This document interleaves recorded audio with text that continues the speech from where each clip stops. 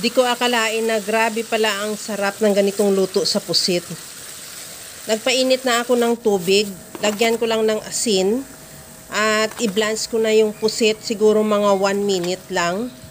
Para isang kulo lang, tanggalin agad at ilagay muna sa bowl at i-set aside. Gagawa na rin ako ng sauce. Sa bowl, maglagay ng toyo. Maglagay na rin ako ng ketchup. Maglagay na rin ako ng asukal. At lagyan ko rin yan ng garlic powder. Maglagay na rin ako ng honey. At lagyan ko rin yan ng siling labuyo. Optional, kung ayaw mo ng maanghang, pwede mo naman hindi lagyan. Ihalo lang hanggang sa mag-combine yung lahat nating ingredients at the same time matunaw na rin yung asukal.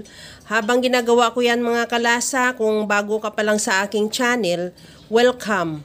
At huwag kalimutan mag-subscribe at i-click ang bell button para sa mga notification. At kung dati ka pa, welcome back at i-follow mo na rin ako sa aking Facebook page Lasang Pilipina. Pagkatapos nyan, i-set aside muna.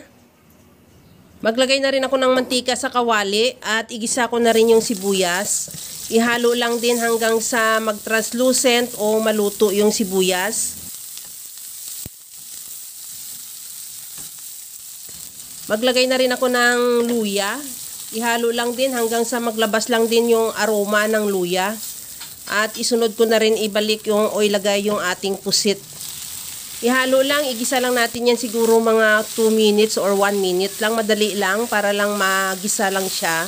Mawala lang din talaga yung langsa niya. At pagkatapos yan, tanggalin muna sa kawali at i-set aside. Sa disim na kawali, maglagay na rin ako ng butter. Tunawin lang habang pinapatunaw natin yung butter, ilagay ko na rin yung bawang. Ihalo lang din hanggang sa maglabas lang din ng aroma yung bawang.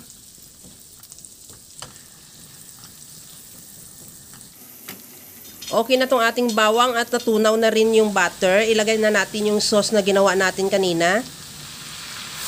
Ihalo lang din hanggang sa medyo maglapot lang siya or maluto lang din yung sauce.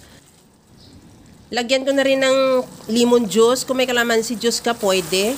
At ihalo lang din hanggang sa medyo lumapot na rin yung sauce natin. Pero wag naman masyadong malapot. Maglagay tayo ng kunting tubig ng pusit natin kanina o yung pusit broth.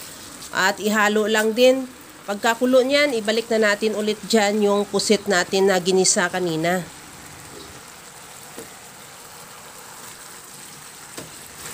Ihalo lang din, since luto na rin naman yung ating pusit, pa-reducein na lang natin ng kaunti yung ating sauce at ready to serve na yan. Kaya mga kalasa, kung nagustuhan mo yung ating video, please like na lang at paki-share na rin sa inyong mga friends. At kung bago ka pa lang sa aking channel, subscribe na at i-click mo na rin ang bell button para sa mga notification.